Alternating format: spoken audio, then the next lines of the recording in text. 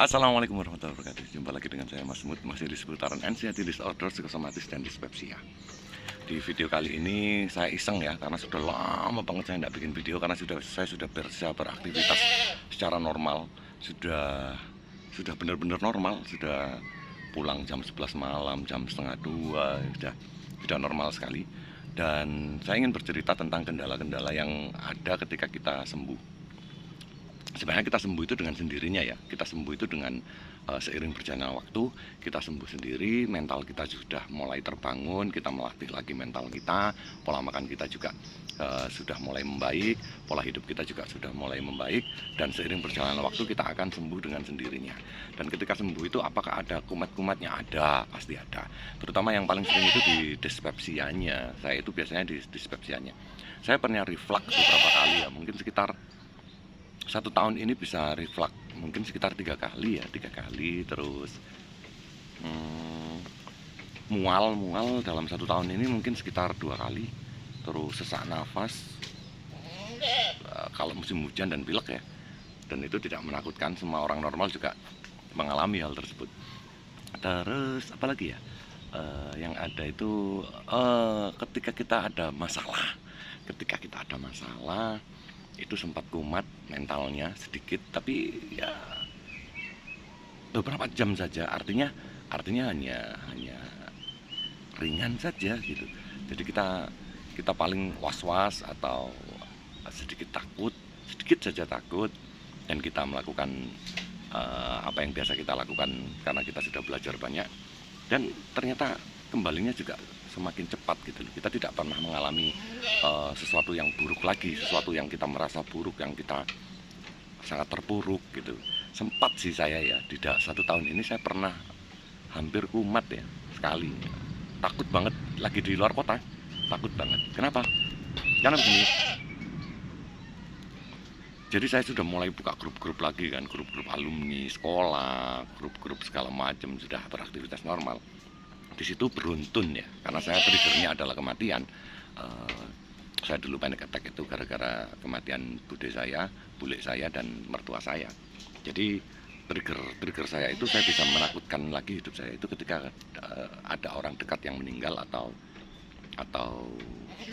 yang sakit parah ya. Karena kita ikut merawat, jadi kita tahu seperti apa, itu yang membuat kita nyantol lagi ke arah sana. Dan waktu itu saya pernah, bulan apa itu, beberapa bulan yang lalu itu, saya inget banget ada teman saya seumuran dengan saya, dia kena penyakit komplikasi. Terus ada satu lagi suaminya meninggal, ada satu lagi sakit parah, kecelakaan. Ditambah satu lagi teman saya sakit anxiety disorder juga, jadi dia mulai cemas. Terutama lebih ke hipokondriasis ya, lebih ketakut dia punya penyakit dalam. Dia cek jantung, cek ini segala macam, dan dia tidak bisa membawa dirinya seperti halnya kita ketika awal-awal kena dulu. Jadi saya sempat kumat, ngedrop. Seharian saya ngedrop. Saya paksa jalan sama teman-teman saya. Waktu itu di keluar kota, dan saya meminta untuk pulang. Saya berangkat sekitar pagi, terus sekitar jam 3 itu saya minta pulang. Saya sudah tidak tahan, udah pulang saja, saya harus istirahat. Dan ternyata saya buat tidur santai dengan keluarga, main-main dengan anak-anak, dan baik-baik saja, dan tidak ada masalah gitu. Jadi besoknya itu sudah normal lagi. Artinya ketika ada kambuh-kambuhnya itu sudah pasti, tapi tergantung pemicunya ya. Kalau mual itu bisa, artinya dispepsia itu bisa beberapa hari ya, bisa 3-4 hari. Tapi kalau hanya mental itu, ketika kita bisa menyiasati dengan cepat, maka kita sembuhnya juga akan lebih cepat. Terus hawa dingin, musim hujan. Masuk musim hujan itu, karena kita kurang kena matahari, kurang kena sinar matahari, meskipun olahraga kita sudah oke, sudah.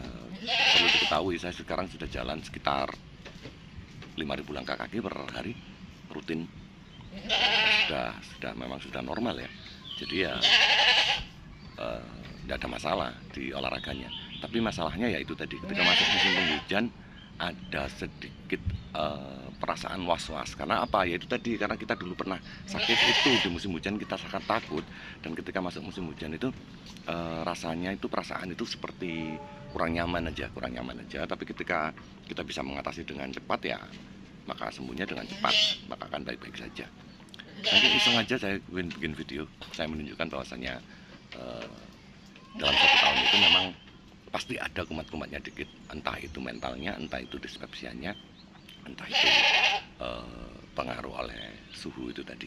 Jadi ya kita harus bisa mengatasi. Semakin cepat kita bisa mengatasi ya semakin cepat kita bisa hidup normal lagi. Terima kasih sudah melihat video saya. Wassalamualaikum warahmatullahi wabarakatuh. Salam sehat.